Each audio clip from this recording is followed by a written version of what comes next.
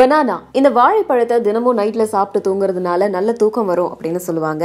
அது மட்டும் இல்லாம பனானா நல்ல ஒரு ஸ்கின் கேர் ரெமிடி அப்படின்னு எல்லாருக்குமே தெரியும். நீங்க நல்ல ஃபேர் ஆகணும் அப்படின்னா பனானாவோட பீல் எடுத்து உங்களோட ஸ்கின்ல அப்ளை பண்ணீங்க அப்படின்னா உங்களுக்கு நல்ல ரிசல்ட் கிடைக்கும் இதெல்லாம் சொல்லியிருக்காங்க. பட் பனானால ஹீலிங் ப்ராப்பர்ட்டி இருக்கிறது எத்தனை பேருக்கு தெரியும்? பனானால விட்டமின் கே இருக்கு, விட்டமின் டி இருக்கு, விட்டமின் சி இருக்கு.